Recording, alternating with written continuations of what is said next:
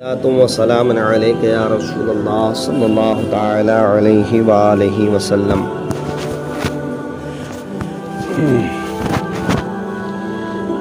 آج 23 جمادی الاخر ہے۔ یہی تاریخ حضرت سیدنا صدیق اکبر رضی اللہ تعالی عنہ کی وفات کی ہے۔ حضرت سیدنا صدیق اکبر رضی اللہ تعالی عنہ اعلان نبوت سے پہلے بھی آقائے دو عالم صلی اللہ علیہ وسلم کے بہت اچھے اور مخلص دوست تھے، اور جب حضور نے نبوت کا اعلان فرمایا تو بنا تردد کے بغیر سوال جواب کیے ہوئے فوراً انہوں نے اسلام کی دعوت قبول کر لی، اور جب سے اسلام کی دعوت قبول کیے تب سے زندگی کی آخری سانس تک انہوں نے آقائے دو عالم صلی اللہ علیہ وسلم سے بے پناہ محبت کیا، اور اپنا سب کچھ آقائے دو عالم پر لٹا دیا۔ حضرت سیدنا صدیق اکبر رضی اللہ عنہ حضور صلی اللہ علیہ وسلم پر جب ایمان لے آئے تو ایمان کے سارے تقاضوں کو انہوں نے پورا کیا۔ یہی وجہ ہے کہ اللہ تبارک و تعالی نے ان کو وہ مقام نصیب فرمایا کہ آج پوری امت آقائے دو عالم صلی اللہ علیہ وسلم کے بعد حضرت صدیق اکبر کو افضل مانتی ہے، کہ اس امت میں سب سے افضل ترین اگر کوئی امتی ہے تو سیدنا صدیق اکبر رضی اللہ عنہ ہے۔ تو یہ مقام اور رتبہ ان کے اخلاص اور ان کی سرفروشی کی وجہ سے ان کو ملا ہے۔ صدیق اکبر رضی اللہ عنہ نے آقا کریم سے جو محبت کا عملی نمونہ پیش کیا ہے وہ یہ ہے کہ ہر بات کو بغیر چوں چرا کے مان لینا۔ لوگ اس کو سمجھتے ہیں، اپنے دل کے مطابق اس پر غور و فکر کرتے ہیں، پھر جا کر ماننے جیسی بات ہوتی ہے تو مانتے ہیں، نہیں ہوتی ہے تو نہیں مانتے ہیں۔ لیکن سیدنا صدیق اکبر بنا کچھ پوچھے ہوئے ہر بات کو دل جان سے تصدیق کرنے لگے، کہ حضور کی زبان سے جو بات نکل گئی وہ بات ان کے لیے یقینی تھی، اس میں کوئی شبہ نہیں تھا، کوئی شک نہیں تھا۔ اس طرح انہوں نے اپنا مال، اپنی جان، اپنی اولاد، سب کچھ اللہ کے حبیب صلی اللہ علیہ وسلم کے لیے وقف کر دیا۔ حضور سرور عالم صلی اللہ علیہ وسلم پر ایمان لانے سے پہلے وہ ایک بڑے تاجر، مکہ کے بڑے مالدار رئیسوں میں شمار ہوتے تھے، لیکن ایک دن وہ آیا کہ ان کے کرتے میں بٹن کی جگہ پر ببول کے کانٹے لگے تھے۔ اب آپ اندازہ لگا سکتے ہیں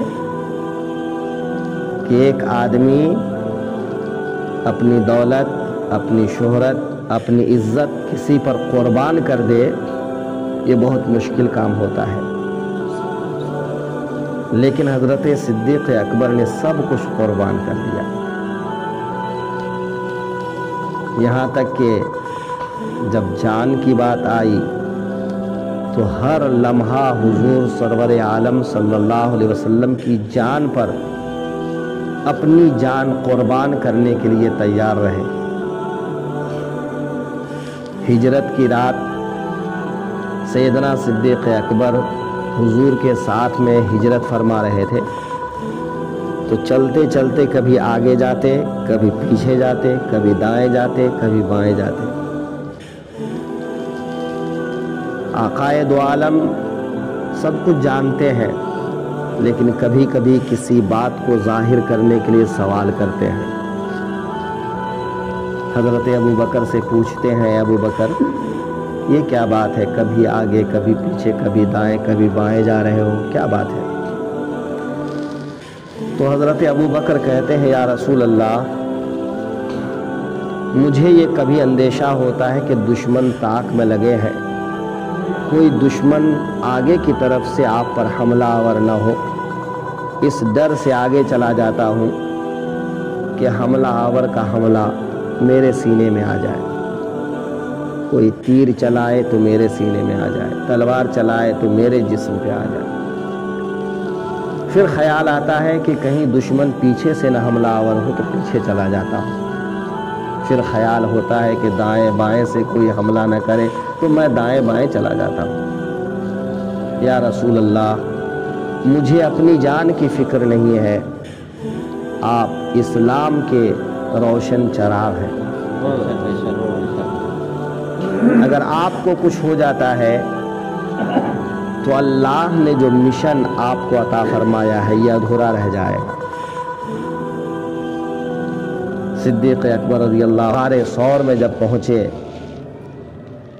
تو پہاڑ کے اوپر ایک چھوٹی سی غار، چھوٹی سی جگہ، لیکن چاروں طرف سے جو ہے کیڑے مکوڑے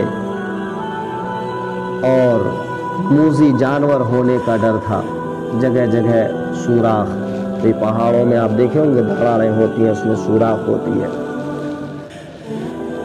تو حضرت ابو بکر فرماتے ہیں، یا رسول اللہ، پہلے غار کے اندر میں جاتا ہوں تاکہ اگر اس کے اندر تکلیف پہنچانے والا کوئی جانور ہو تو مجھے تکلیف پہنچے، آپ کو تکلیف نہ پہنچے۔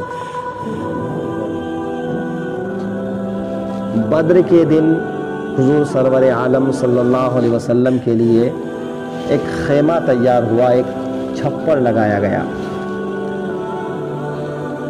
سارے دشمنوں کا ارادہ یہی تھا کہ اس نبوت کے دعوے دار کو اگر شہید کر دیا جائے تو اس کا مشن ختم ہو جائے گا۔ تو سب اسی طاق میں تھے کہ حضور سرور عالم صلی اللہ علیہ وسلم تک پہنچے اور انہیں شہید کر ڈالے،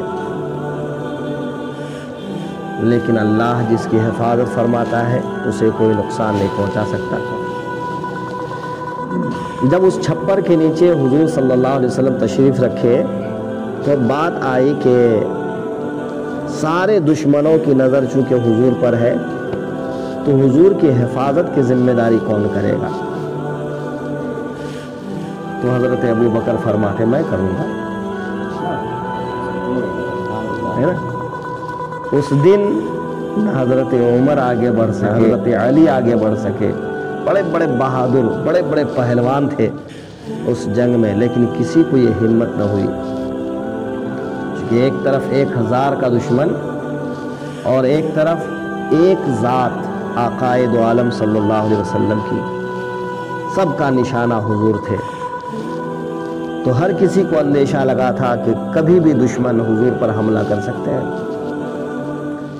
ایسے موقع پہ حضرت ابو بکر صدیق تلوار نکالے اور آگے بڑھ کے کہنے لگے کہ میں حفاظت کروں گا، دیکھتا ہوں کون آتا ہے۔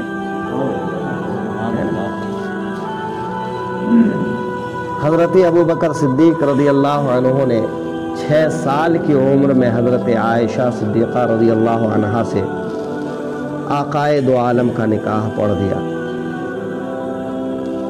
9 سال کی عمر میں رخصتی کر دی۔ 18 سال کی ہوئی آقائے دو عالم کی وفات ہو گئی۔